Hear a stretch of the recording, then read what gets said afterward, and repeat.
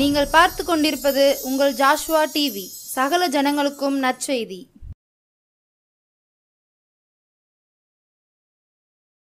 பரலோக நாட்டிலே பரிசுத்த இயேசுவை மகிழ்ந்திடுவேனே, அல்லேலூயா பாடி மகிழ்ந்திடுவேனே, மகிழ்ந்திடுவேனே, அல்லேலூயா பாடி மகிழ்ந்திடுவேன். Thank you my master. அன்பின் பரலோக பிதாவே, கோடி ஸ்தோத்திரங்களப்பா. இந்த நல்ல நேரத்துக்காக நாங்கள் நன்றி சொல்கிறோம். உங்கள் கிருபைக்காக இரக்கத்துக்காக ஸ்தோத்திரம். ஆராய்ந்து முடியாத பெரிய காரியங்களை, எண்ணி முடியாத அதிசயங்களை செய்கிறவரே உமக்கு நன்றி சொல்கிறோம். இந்த நல்ல நேரத்தில் பரிசுத்த ஆவியானவர் பேசும்படியாக செபிக்கிற இயேசப்பா, இந்த டிவியை பார்க்குற ஒவ்வொரு பிள்ளைகளுக்கும் அற்புதங்கள் அதிசயங்கள் நடக்கட்டும், பாதுகாத்து கொள்ளுங்கள். இயேசுவின் நாமத்திலே ஜெபிக்கிறோம் நல்ல பிதாவே, ஆமென்.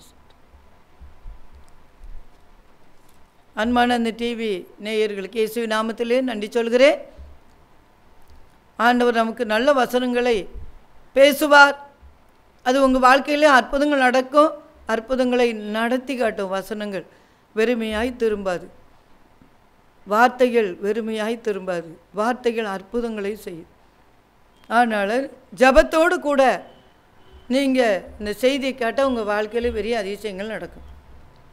லூக்கா எழுதின சுவிசேஷம் 10 அதிகாரம் 42 வசனத்தில் சொல்லப்பட்டிருக்கிறது, தேவையானது ஒன்றே, மரியாள் தன்னை விட்டு எடுபடாத நல்ல பங்கை தெரிந்து கொண்டார். தேவையானது ஒன்றே, நல்ல பங்கை தெரிந்து கொள்ள வேண்டும். எது நல்ல பங்குன்னு நிறைய பேருக்கு தெரியவே மாட்டுக்கு. எது நல்ல பங்கு அப்படி தெரியவே மாட்டுக்கு. பாருங்க, எங்கேயாவது போய் சந்தையில் காய்கறி வாங்க போனால் பெரிய பங்கு நல்ல பங்கு எது? காய்கறி பெருசாக 10 ரூபா 20 ரூபாய்க்கு வச்சுருப்பாங்க, எடுத்துருவாங்க. அப்படி அதே மாதிரி மீன் வச்சால் கூட பெரிய பங்காக இருக்குது அப்படின்னு எடுத்துருவாங்க. ஆனால் இங்கே ஒரு நல்ல பங்கு இருக்குது, சொத்திரம். அதை மரியாள் தெரிந்தெடுத்துக்கிட்டா. தேவையானது ஒன்றே, மரியாள் தன்னை விட்டு எடுப்பத நல்ல பங்கை தெரிந்து கொண்டான். நல்ல பங்கு, ஸ்தோத்திரம். பாருங்க, இயேசு ஒரு கிராமத்தில் பிரயாணமாய் போய் ஒரு கிராமத்திலே பிரவேசித்தார். கிராமங்கள் தோறும் இயேசு போய் ஊழியம் செய்திருக்காங்க. இன்றைக்கி நிறைய பேர் கிராமத்துக்கு போக கஷ்டமாக இருக்குது. பெரிய பெரிய பட்டணங்களை ஊழியம் செய்கிறாங்க, பட்டணத்தில் போய் உட்காந்துக்கிடுறாங்க. கிராமத்தில் இருக்கிற ஊழியக்காரங்க கூட பட்டணத்துலேயும் உட்காந்து அப்படி செய்கிறாங்க. ஆனால் இயேசு கிராமத்துக்கு தான் அடிக்கடி போயிருக்கிறார். அந்த கிராமத்தில் மார்த்தாள் என்ன பேர் கொண்ட ஒரு ஸ்திரீ அவரை தன் வீட்டிலே ஏற்றுக்கொண்டாள்.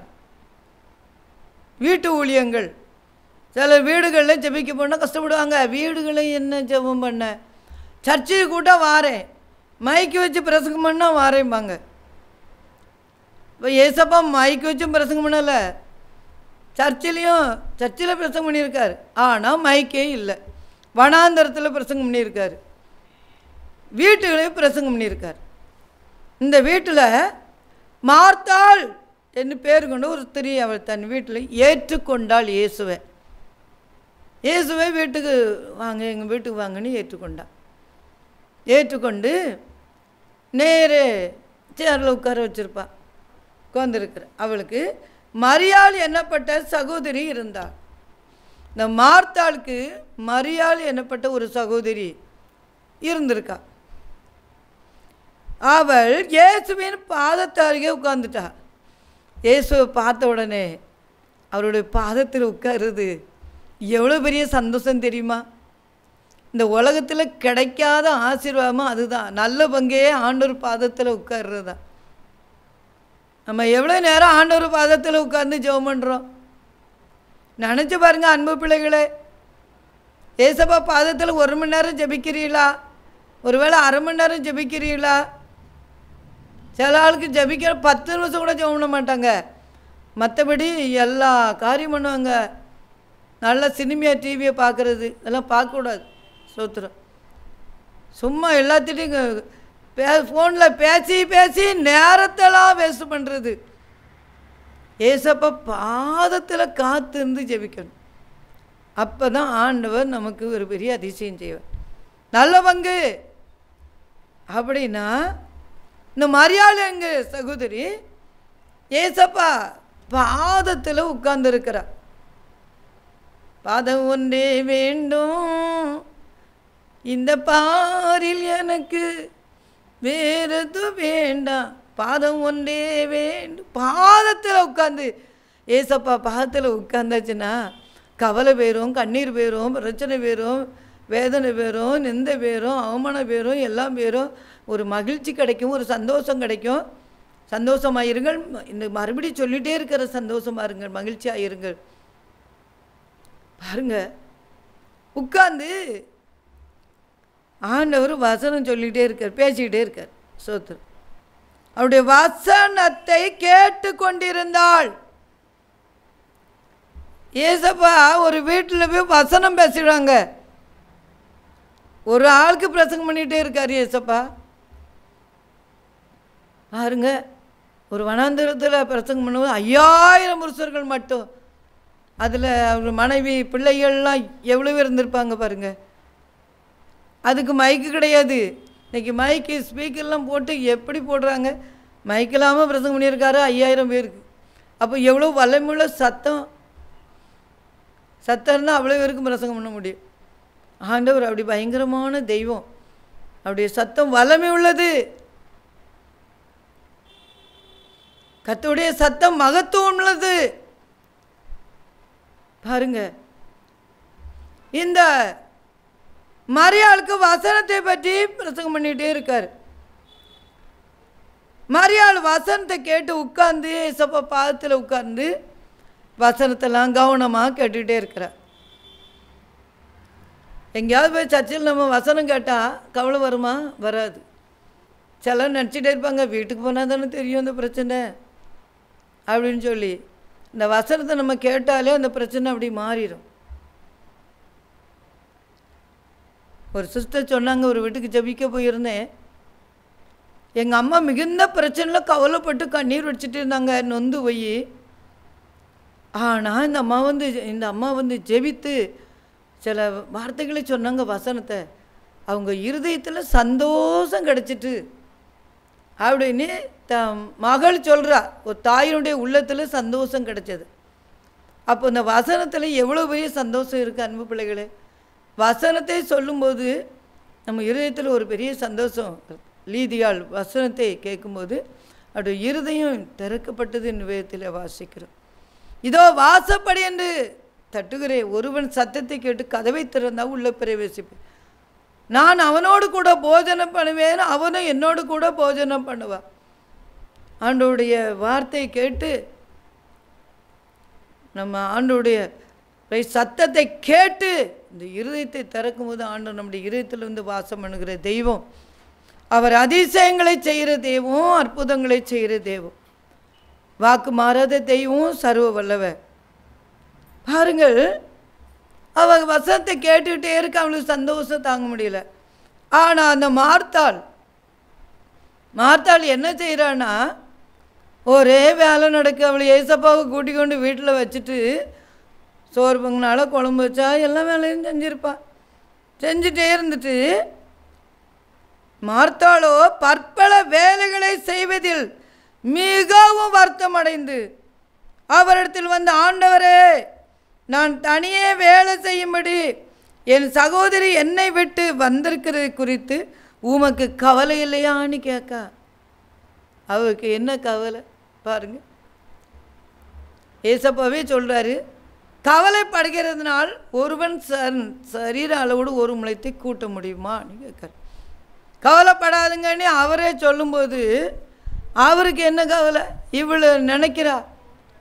இந்த மரியாள் வசனத்தை கேட்டு பாதத்துலலாம் உட்கார்ந்துருக்கா, நமக்கு வந்து ஒரு வேலை செய்ய தரலையே சொல்லி அவளுக்கு வருத்தமாயிட்டு ஆண்டவர்கிட்ட வந்து சொல்கிறா. பாருங்க, சோத்திரம். அவன் நினச்சா ஏசப்பா கொஞ்ச நேரம் நம்ம வீட்டில் இருப்பாங்க, நம்ம அந்த வசனத்தை கேட்டால் நமக்கு சந்தோஷம் கிடைக்கணும். மரியாள் தன்னை விட்டு எடுபடாத நல்ல பங்கை தெரிந்து கொண்டா. ஆனால் மார்த்தாள சோறு பங்கு குழம்பைக்கு வேலையிலிருந்து வருத்தம் அடைஞ்சிட்டா. இன்றைக்கி நிறைய பேர் அப்படி தான் இருக்கோம்.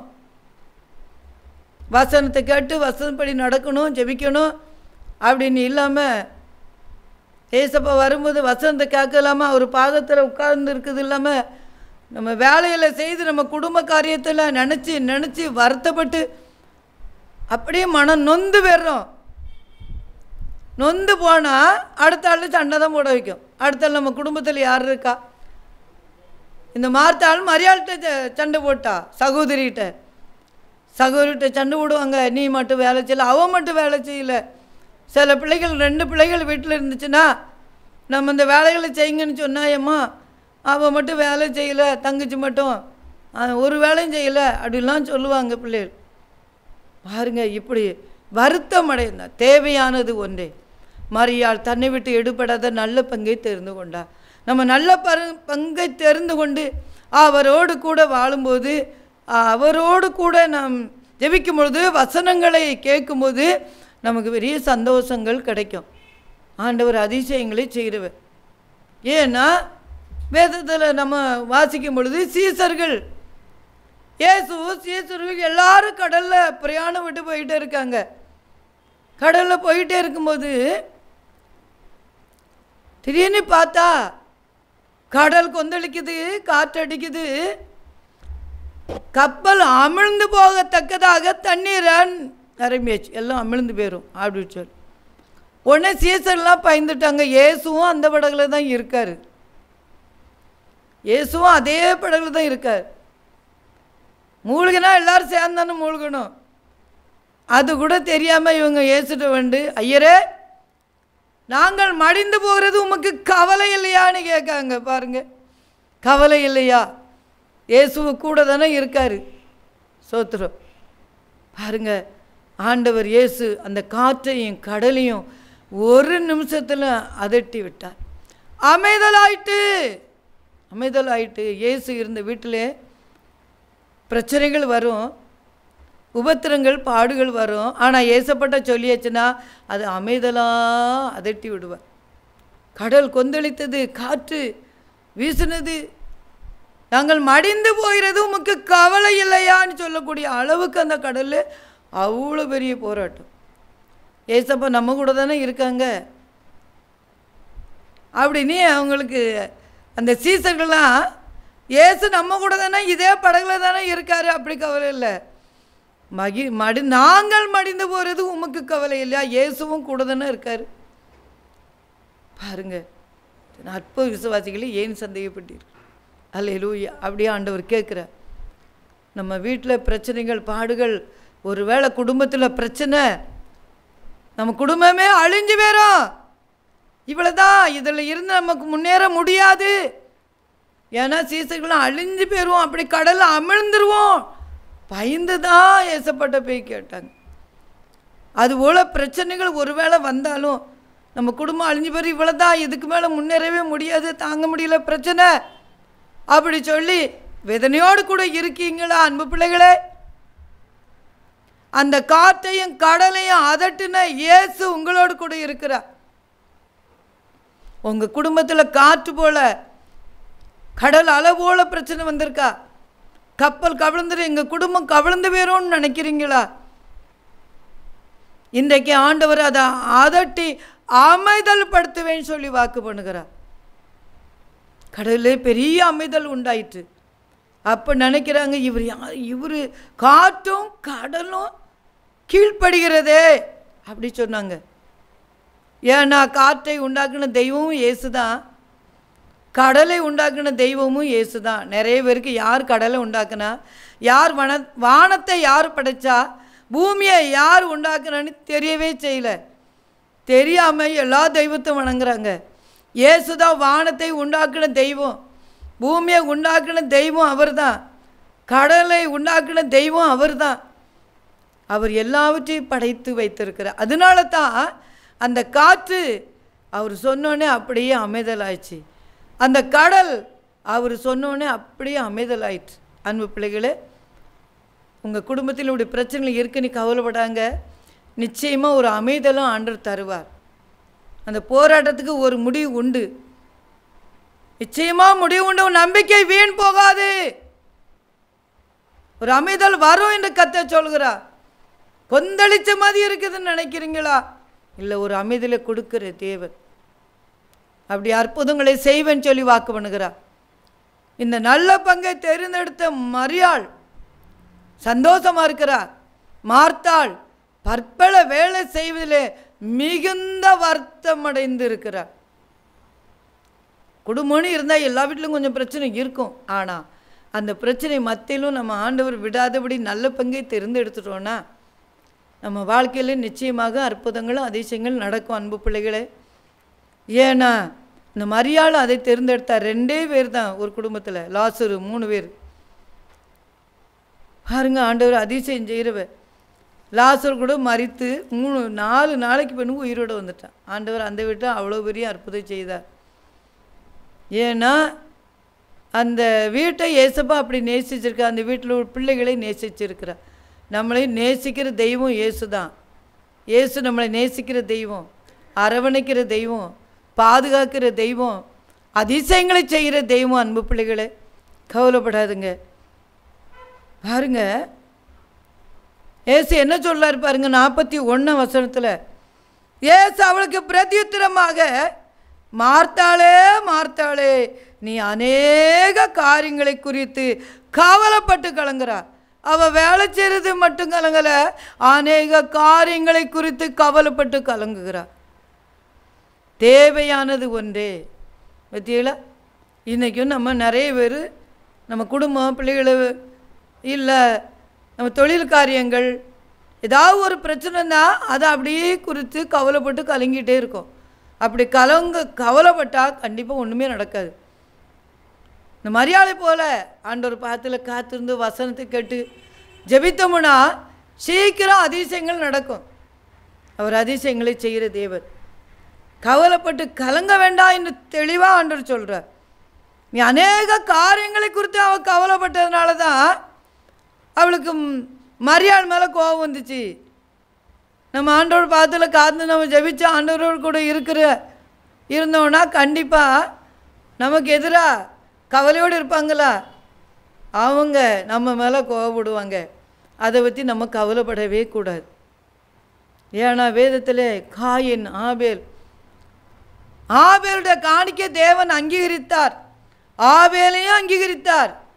அதனால காயினுக்கு பொறாமல் வந்துச்சு. இந்த உலகத்தில் ஏசப்பா நம்மளை நேசித்தார்னா கண்டிப்பாக மற்ற மனுஷனுக்கு பொறாமல் வரதான் செய்யும். அதை பற்றி கவலைப்படவே செய்யாதுங்க. யோசேப்பு அவங்க அப்பா அவனுக்கு நல்ல ட்ரெஸ் எடுத்து கொடுத்தாங்க, பலவரன்னு அங்கி.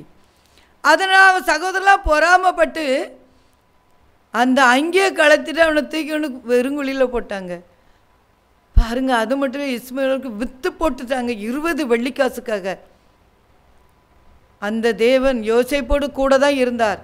யோசேப்பு அந்த ஆண்டவரை விடவே செய்யலை.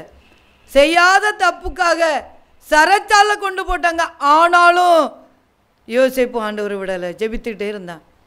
அவனுக்கு கொடுத்த சொப்பனை நிறைவேற வர ஆண்டவர் அந்த சொப்பனத்தை நிறைவேற்றி கொடுத்து அந்த யோசேப்பை தேசத்திலே உயர்த்தி விட்டார். அன்பு பிள்ளைகளே, கண்டிப்பாக நம்ம ஆண்டவர் பாத்தில் காத்திருந்து ஜெபித்து அவரோடு கூட உறவாடினா நம்மளை உயர்த்தி ஆசீர்வதிப்பேன்னு சொல்லி வாக்கு பண்ணுகிறார். சொந்த சகோதரியே, சொந்தக்காரங்களே, நம்ம நல்லா இந்த மரியாதை போல் ஆண்டவர் பாத்தில் காத்திருந்தா கண்டிப்பாக அவங்க பிரச்சனையை கொண்டு நம்மகிட்ட சண்டைக்கு வருவாங்க. ஆனால் ஆண்டவர் சொல்கிறார், தேவையானது ஒன்றே, மரியாள் தன்னை விட்டு எடுபடாத நல்ல பங்கை தெரிந்து கொண்டாது. அதுபோல் நாமும் நல்ல பங்கை தெரிந்து கொள்வோம். வேதத்தை வாசிக்கிறது, ஜெபிக்கிறது, பாட்டு பாடுகிறது, அவரோடு கூட வாழ்கிறது, அந்த நல்ல பங்கை நாம் தெரிந்து கொள்ளும்போது நிச்சயமாக நம்ம குடும்பம், பிள்ளைகள், குட்டிகள் பற்றி கவலையாக இருக்காது. யார் என்ன சொன்னாலும் ஏசப்பா பார்த்து கொள்ளுவார். நம்முடைய பண காரியங்களை சந்திப்பார், நம்முடைய பிள்ளைகள் காரியங்கள், குடும்ப காரியங்கள் எல்லாவற்றையும் அவர் பார்த்து கொள்வார் சொல்லி நம்ம சந்தோஷமாக போய்கிட்டே இருக்கலாம். ஆனால் ஆண்டவர் பார்த்து காத்து இருக்காமல் ஜெபிக்காமல் இருந்தால் ஒன்றுமே செய்ய முடியாது. எல்லா கவலையும் தாக்கிரும். அன்பு பிள்ளைகளே, இன்றைக்கு தெளிவாக வேதத்தில் சொல்லப்பட்டிருக்கிறது. சோத்திரம், மரியாதை போல் நாம் ஆண்டவர் பாதத்தில் உட்கார்ந்து அவர் வசனத்தை கேட்கும்போது நமக்கு ஒரு அதிசயத்தை செய்வார் சொல்லி. அந்த அதிசயங்களை செய்கிற தெய்வன் நம்மோடு கூட இருக்கிறார். அவர் சர்வ வல்லவர், வாக்கு மாறாத தெய்வம், சர்வத்தை உண்டாக்கின தெய்வம், அற்புதங்களை செய்கிற தெய்வம். அன்பு பிள்ளைகளே, கவலைப்படாதங்களை தெளிவாக சொல்லியிருக்கிறார். அநேக காரியங்களை குறித்து கவலைப்படுகிறார் மார்த்தா. கவலைப்பட்டு கலங்குகிறார். கலங்கிட்டு தான் சகோதரர்கிட்ட வந்து சண்டை போடுறார். இந்த 2 பேரில் யார் சந்தோஷமாக இருக்காங்கன்னா, ஆண்டவர் பாத்தில் காத்திருந்தவ தான் சந்தோஷமாக இருக்கா. கவலைப்பட்டு கலங்குறவ சந்தோஷமாக இல்லை, சண்டையும் போட ஆரம்பிச்சிட்டா. நீ சண்டை அதான் வருது, பிரச்சனை அதான் வருது. ஏசப்பா பாதத்தில் காத்திருக்குன்னா கண்டிப்பாக கவலைப்பட்டு கலங்குறவங்க நம்மகிட்ட சண்டைக்கு வருவாங்க. பயப்படாங்க. ஏசப்பா கூட இருந்து சமாதானத்தை கொடுக்குற தெய்வம். கண்கள் மூடி ஜெபிப்பு. பரலோக தந்தையே நன்றி சொல்லு. கிருபைக்காக இறக்கத்துக்காக ஸ்தோத்திரம். இந்த நல்ல நேரத்துக்காக நன்றி சொல்லுகிறேன் ஏசப்பா. இந்த மார்த்தாள் மரியாள் 2 பேரை பற்றி நம்ம பார்த்தோம், பார்த்துருக்கோம் ஏசப்பா. நீங்கள் சொல்லி தந்திருக்கீங்க ஏசப்பா. மார்த்தாள் இயேசுவை கூட்டிக் கொண்டு தான் வீட்டில் ஏற்றுக்கொண்டால், ஆனால் இயேசுவின் பாதத்தில் காத்திருக்கலை. வேலை செய்வதை வருத்தப்பட்டு பல காரியங்களை குறித்து வருத்தத்தையும் கவலைப்பட்டு கலங்கிட்டே இருக்கிறா. ஆனால் மரியாள் ஏசப்பா பாதத்தில் உட்காந்துட்டா. அவளுக்கு கலக்கம் இல்லை, கவலை இல்லை, பிரச்சனை இல்லை, சந்தோஷமாக இருக்கிறா. அப்படி நாம் 2 பேரில் மரியாளை போல தேர்ந்தெடுப்போம், நல்ல பங்கு தேர்ந்தெடுப்போம். ஆண்டவர் பாத்தில் காத்திருந்து அவரோடு கூட உறவாடுற தெரிந்தெடுப்போம். நிச்சயமாக அற்புதம் செய்வார். நமக்கு விரோதமாக யார் எழும்பினாலும், யார் சண்டைக்கு வந்தாலும் ஏசப்பா பார்த்துக்கொள்ளுவார், பாதுகாத்து கொள்ளுவார். அதில் இன்றைக்கே மார்த்தாளை போல நீங்கள் யாரும் கலங்க வேண்டாம், கவலைப்பட வேண்டாம் என்று வேதத்திலும் தெளிவாக சொல்லப்பட்டிருக்கிறது. அநேக காரியங்களை மனசில் வச்சு கவலைப்படாதுங்க. கர்த்தர் மேலே பாரத்தை வை, அவர் உன்னை ஆதரிப்பார். அவர் நீதிமானை தள்ளாத தெய்வம். எந்த கவலையும் தான் அவர் பாதத்தில் வச்சிடணும். நிச்சயமாக அவர் அதிசயங்களை செய்வேன்னு சொல்லி வாக்கு பண்ணுகிறார். அப்படி செய்கிறதுக்காக நன்றி.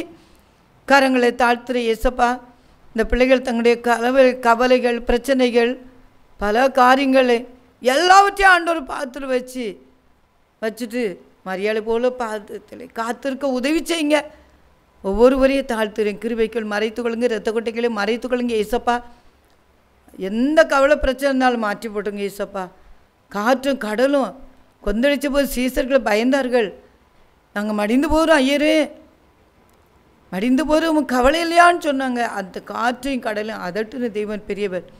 அப்படியே அருமையான பிள்ளைகள் வீட்டில் இருக்கிற பிரச்சனையை மாற்றி அற்புதங்களை செய்யுங்க ஏசப்பா. அருமையான ஜோஸ்வா டிவி பிள்ளைகளுக்காக ஜெபிக்கிறேன். அருமையான ஐயாவுக்காக ஜெபிக்கிறேன். அப்படி மனைவிக்காக ஜெபிக்கிறேன். அப்படி பிள்ளைகள் மருமக்கமான பேரம்பத்திகளுக்காக ஜெபிக்கிறேன். ஆசீர்வதிங்க ஏசப்பா. இந்த டிவி சேனல் அநேருக்கு பிரயோஜனமாக மாற்றி கொடுங்க. இன்னும் தூத்துக்குடி மாவட்டம், திருநெல்வேலி மாவட்டம், கன்னியாகுமரி மாவட்டத்திலையும் அன்னவரே பரம உதவி செய்யுங்க ஏசப்பா. நீங்கள் அப்படி செய்கிறதுக்காக ஸ்தோத்திரம். தென்காசி மாவட்டத்தில் இன்னும் பல லட்சங்கள் பார்க்க உதவி செய்யுங்க. சமாதானத்தை ஆறுதலையும் கொடுங்க. அற்புதங்கள் அதிசயங்கள் நடக்கட்டும். பெரிய காரியங்களை செய்ய முடியாது ஜெபிக்கிறேன். கிருபைக்கு மறைத்துக்கொள்ளுங்க, ஆசீர்வதிங்க. இயேசுவின் நாமத்திலே ஜெபிக்கிறோம் நல்ல பிதாவே, ஆமென்.